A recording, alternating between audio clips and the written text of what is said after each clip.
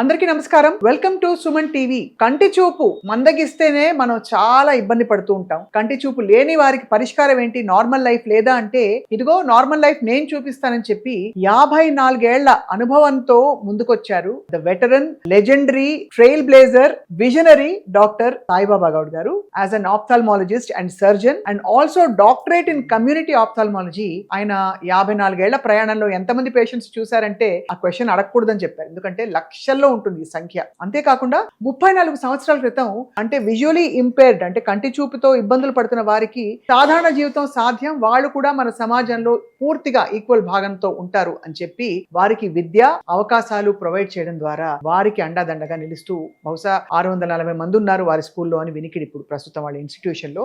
అంతేకాకుండా రకరకాల కంటి చూపు వ్యాధులు, వాటి అంటే వాటి క్యూర్, వాటికి సంబంధించిన ప్రివెన్షన్ ఎలా ఉండాలని చెప్పి పరిశోధన చేస్తూ వారి తనయులు కూడా తర్వాత ఆప్థాల్మాలజిస్ట్ అయ్యారు.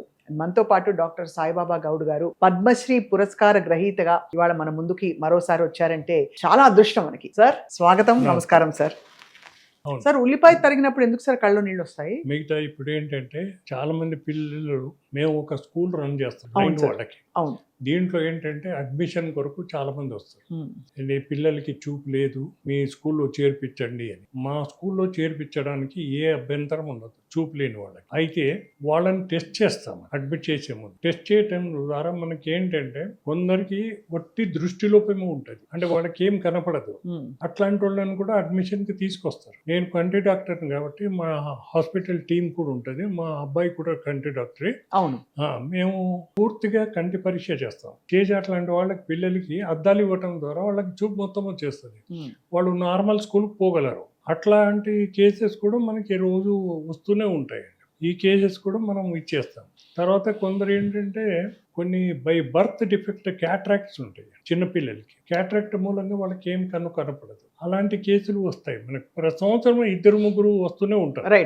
వాళ్ళకి మనం ఆపరేషన్ చేస్తాం. మా హాస్పిటల్లోనే ఫ్రీగా వాళ్ళకి ఆపరేషన్ చేసి కంట్లో అద్దం అమర్చి చిన్నపిల్లలు కూడా కంట్లో పెట్టొచ్చండి, లెన్స్ పెట్టి వాళ్ళని నార్మల్ స్కూల్కే పంపించేస్తాం.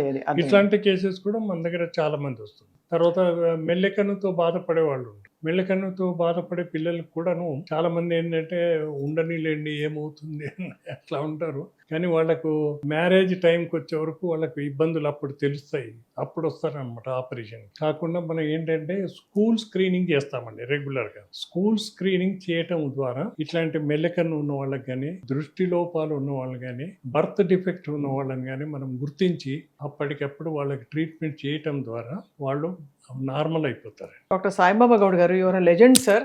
తప్పకుండా ఎప్పటికప్పుడు మిమ్మల్ని సంప్రదించి మా సుమన్ టీవీ వ్యూవర్స్ కి కళ్ళని ఇంకా అందంగా, ఎంత చక్కగా కంటికి రెప్పలాగా కళ్ళని కాపాడుకోవాలని మేము మళ్ళీ చెప్తూ ఉంటాం. మీ అమూల్యమైన సమయం, మీ జర్నీ గురించి చెప్పినందుకు, ఆ ముఖ్యంగా హోలీ స్టోరీ మాతో పంచుకున్నందుకు మీకు ధన్యవాదాలు సార్. ఎప్పుడు కృతజ్ఞులై ఉంటాం. Thank you.